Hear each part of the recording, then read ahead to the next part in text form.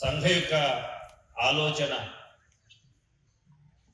సంఘం యొక్క సైద్ధాంతిక భూమిక, సంఘానికి కావాల్సినటువంటి ఒక బీజం డాక్టర్ హెడ్గే వారి సంఘాన్ని ప్రారంభించుకు మునుపే వారి జీవితం ఆ విధంగా జీవించి ఈ విధంగా ఒక స్వయం సేవకు ఉండాలి, సంఘంలో స్వయం సేవకు ఈ విధమైనటువంటి అలవాట్లు నేర్చుకోవాలి, ఈ విధమైనటువంటి జీవనాన్ని గడపాలి, సమాజంలో జరుగుతున్నటువంటి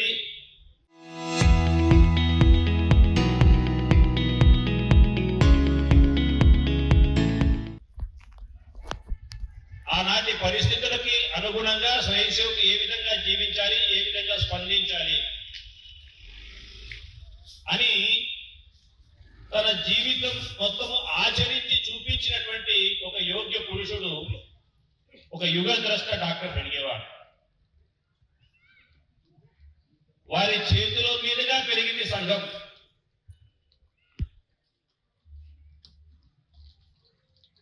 రాష్ట్రీయ స్వయం సంఘము 100 సంవత్సరాల ఉత్సవాలు మనం జరుపుకుంటున్నాము. 100 సంవత్సరాలు జరుపుకుంటున్నటువంటి ఈ వటవృక్షానికి ఒక బీజం డాక్టర్ హెడ్గే వారిది. వారు జన్మించినటువంటి ఉగాది రోజు వారు జన్మించారు కాబట్టి సంఘంలో ఒక ఉగాది రోజు మాత్రమే కాషాయ పతాకానికన్నా ముందుగా డాక్టర్ హెడ్గే వారి గారికి ఆద్య సరసంగ చాలక ప్రణామం చేసేటువంటి అవకాశం, వారిని స్మరించుకోవడానికి అవకాశం మనందరికీ కూడా లభిస్తుంది. ఎందుకంటే సంఘంలో వ్యక్తి ఆరాధన లేదు, వ్యక్తికి జయ జయకారాలు చెప్పడం లేదు, వ్యక్తి గురించి, వ్యక్తి యొక్క ప్రతిష్ట గురించి పొగిడేటువంటి పద్ధతి సంఘంలో లేదు.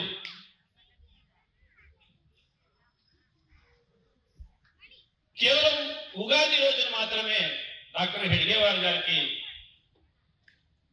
ఆద్య సరసంగ చాలక ప్రణామం చేసేటువంటి అవకాశం, ఆ వెసులుబాటు మనకందరికీ కూడా కల్పించబడి ఉంది. డాక్టర్జీ తర్వాత గురూజీ సంఘానికి నేతృత్వం వహించారు. గురూజీ తర్వాత బాలాసాహెబ్ దేవరస్ గారి సంఘానికి సరసంగ చాలక మార్గదర్శనం చేశారు, 3వ సరసంగ చాలకులు. వారు ఒక మాట చెప్పారు, వారు చనిపోయిన తర్వాత స్మారకం నిర్మాణం చేయకూడదు, ఒక ఉత్తరం రాసి పెట్టారు. వారు ఒక స్మారకం కానీ ఒక సమాధి కానీ నిర్మాణం చేయకూడదు ఎవరికి కూడా. ఏమిటి అంటే ఆ రకమైనటువంటి స్మారకం కానీ ఒక సమాధి కానీ ఏదైనా నిర్మాణం చేయాలి అంటే దానికి యోగ్యులు కేవలం పరపూజ్య డాక్టర్జీ తర్వాత గురూజీ మాత్రమే.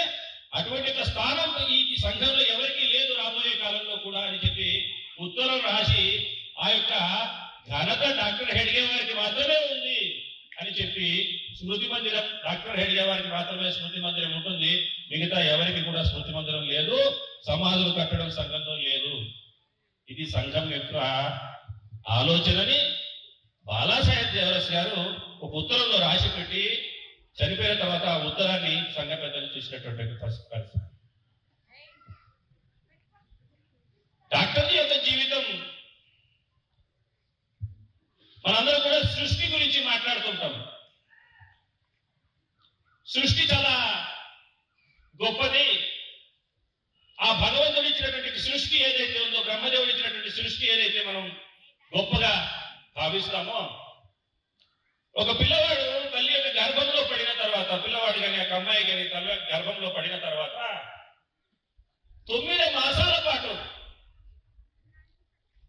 ఆ కడుపులో ఉన్నటువంటి ఒక పిండము, మానవ ఆకారము, మానవుడు కావాల్సినటువంటి ఒక అవయవాలు ఏవైతే కావాలో ఆ సృష్టి లోపల తల్లి గర్భంలో జరిగేటువంటి ఒక ప్రక్రియ ఏదైతే ఉందో, ఆ నిర్మించినటువంటి ఒక ప్రక్రియ 9 మాసాల తర్వాత భూమి మీద పడినటువంటి పిల్లవాడు లేకపోతే ఒక అమ్మాయి భూమి మీద పడిన తర్వాత ఆ యొక్క శరీరం యొక్క వికాసం జరుగుతుంది.